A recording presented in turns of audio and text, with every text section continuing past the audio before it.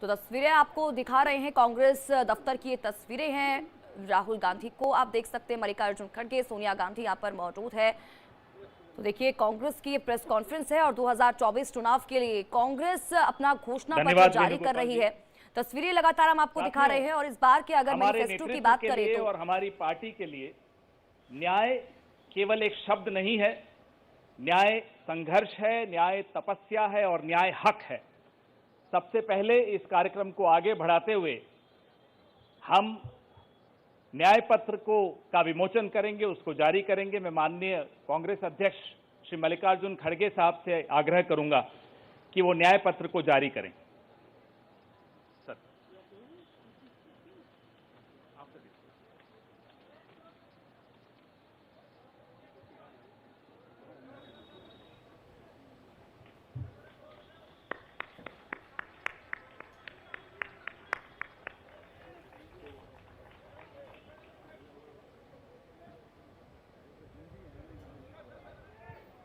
या बोथ हिंदी।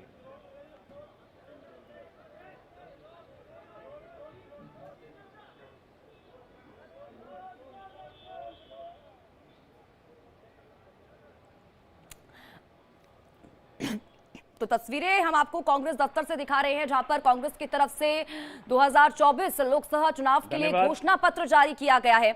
5 न्याय और 25 गारंटी पर ये जो मैनिफेस्टो है कांग्रेस का, ये आधारित रहेगा कि वो इस न्याय पत्र के विषय में कुछ इस पर प्रकाश डालें, आपसे चर्चा करें।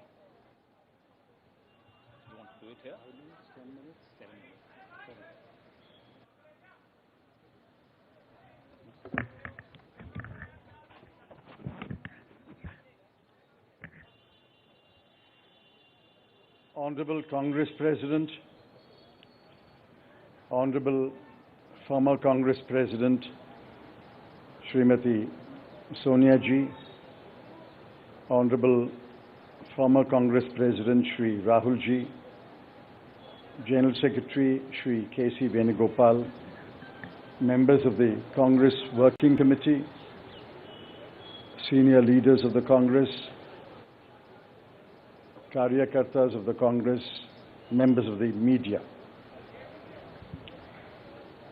I'm thankful to the Congress President for releasing the Congress Manifesto for the 2024 elections. Earlier, the draft Congress Manifesto was thoroughly discussed in the Congress Working Committee. The recommendations of the members of the Congress Working Committee were taken into consideration, and with the final approval of the Congress President, some changes were made to the draft manifesto. And what we have today is the final manifesto approved by the Congress Working Committee and the Congress President. The broad theme of the manifesto is justice. Every aspect of justice has been threatened, weakened, diminished, and in some cases denied in the last 10 years, especially in the last 5 years. Members of the media will recall that in 2019, we had warned of what is likely to happen between 2019 and 24 should the BJP come back to power. We were not soothsayers, but we were active workers on the ground who could sense what was happening in this country. I'm sorry to report that what we had predicted in 2019 has come to pass in 2024. We had said institutions will be diminished or captured. That has happened. We had said freedom will be restricted, and that has happened. We had said that the weaker sections of the people will be denied their rights and their privileges. That has happened. We had said that Parliament will be diminished. That has happened. We had said that we will inexorably move towards an autocracy.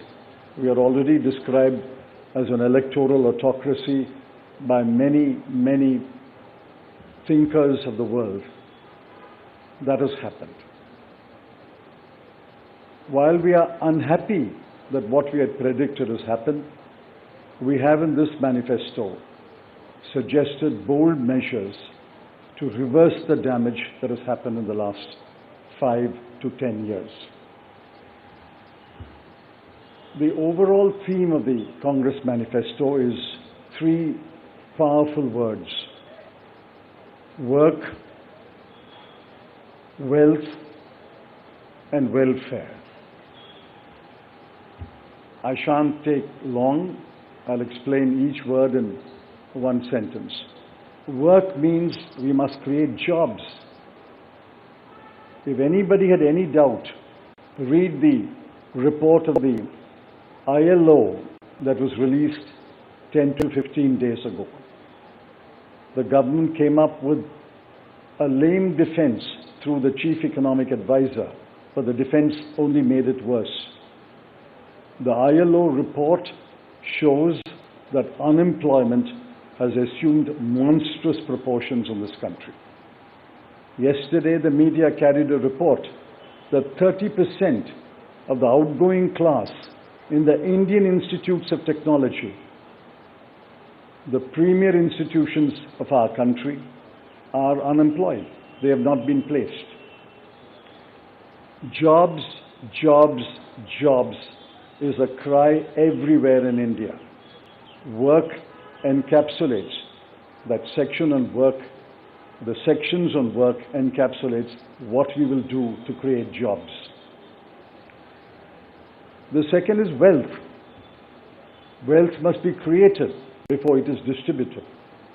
On the contrary, the 5 years of the Modi government shows that wages have been stagnant in this country. The average income of the bottom 50% has either remained stagnant or diminished or decreased for the bottom percentiles. We have to create wealth, and that can only be created by growth. The UPA government delivered 8.5% growth in its first term, 2004 to 2009. And over a 10-year period, Dr. Manmohan Singh's government delivered 7.5% growth. Even the futile attempt by the BJP government to revise the figures made it 6.7%. But over the last 10 years, the average growth is only 5.8, and if you count the year that ended on 31st March, given the inflated figures, it will still be 5.9. The difference between 7.5 and 5.9 may appear to be trivial, 1.6%, but it's not a trivial difference. It is the difference that makes between a moderately slowing economy and a robust economy. So the second broad theme is wealth. We have to create wealth, which means we must have investment, capital investment, private investment, government investment, and foreign investment. Once we create jobs and once we set in motion policies that will create wealth, this country will go back to the high growth path of the UPA governments. The third section, which addresses many aspects of justice, is welfare. So work, creating wealth, which results in welfare. The welfare of whom? I have always accused the BJP government, the Modi government, is a government of the rich, by the rich, and for the rich. This government is driven only by the interests of the top 1% of this country. But we have to look at the bottom 50%. The bottom of the pyramid, the bottom 50% is as important as those who are well off. And in the bottom 50%, as we go down the ladder, the bottom 20% are extremely poor. It has been estimated that 23 crore people are still poor in this country. UPA government lifted 24 crore people out of poverty. And we promise that if the Congress or a Congress-led government comes to power in 2024, we will lift 23 crore people out of poverty in the next 10 years.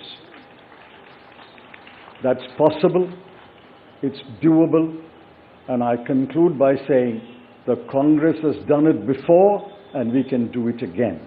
I appeal to all of you to spread the message of this manifesto to the nook and corner of this country and ask the people to vote for the hand symbol and to vote for all our allied parties throughout this country.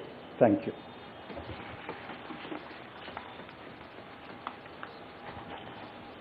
धन्यवाद।